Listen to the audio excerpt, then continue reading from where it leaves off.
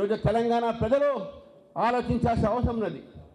మన మున్సిపాలిటీ దాదాపు 52 లక్షల ఓటర్లు ఉన్నటువంటి మన మున్సిపాలిటీ తెలంగాణలో 4 కోట్ల జనాభాలో ఒక వంతు జనాభా హైదరాబాద్లో ఉంటే, ఒక వంతు గ్రామీణ ప్రాంతాల్లో ఉంటే, మళ్ళీ 3వ వంతు ఈరోజు మున్సిపాలిటీలు ఉన్నాయి.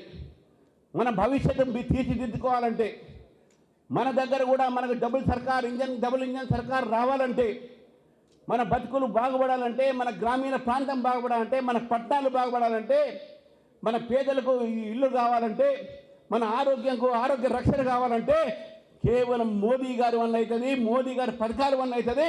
అది కూడా మీరు ప్రజల దాకా రాకుండా చేస్తూ ఉన్నారు. ఆరోగ్యశ్రీ మీరు పెట్టారు.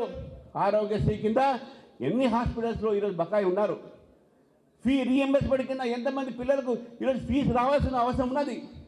కానీ అదే ఆయుష్మాన్ భారత్ మీరు ఎందుకు ఇక్కడ ప్రకటించట్లేదు? ఫసల్ బీమా యోజన ఎందుకు ప్రకటించట్లేదు? ఎందుకు దీన్ని అమలు పరచట్లేదు? కేంద్ర ప్రభుత్వం ఇచ్చినటువంటి ఒక పథకాలను మీరు ప్రజల దాకా ఎందుకు తీసుకోపోవట్లేదని చెప్పి భారతీయ జనతా పార్టీ, కాంగ్రెస్ పార్టీ మీరు ప్రశ్నిస్తూ ఉంది. మిత్రులారా, అందరికీ కోరుతా ఉన్నాను, పట్టణ ప్రజలు ఈరోజు మొన్న జరిగినటువంటి ఒక కేరళలో త్రివేంద్రం క్యాపిటల్లో భారతీయ జనతా పార్టీ కమ్యూనిస్టు అడ్డా మీద మనం కాషాయి జెండా ఎగిరేసినాం. ఏ త్రివేంద్రంలో అయితే, ఏ కేరళలో అయితే భారతీయ జనతా పార్టీ కార్యకర్తల్ని వందలాది మంది చంపిన తర్వాత కూడా భారతీయ జనతా పార్టీ పెరుగుదల ఆగలేదు. కార్యకర్తల ఒక త్యాగాల మీద ఈరోజు త్రివేంద్రంలో మనం భారతీయ జనతా పార్టీ వ్యతిరేకించినాం.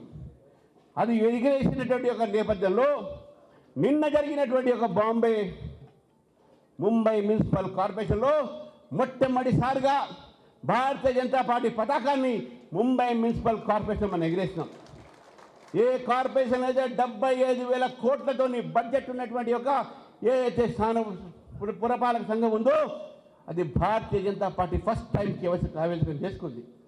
అంతేకాదు మిత్రులారా, 25 స్థానాల్లో 29 కార్పొరేషన్లో 25 స్థానాలు భారతీయ జనతా పార్టీ కైవసం చేసుకునే విషయాన్ని కూడా మనం గుర్తుపెట్టుకోవాలి.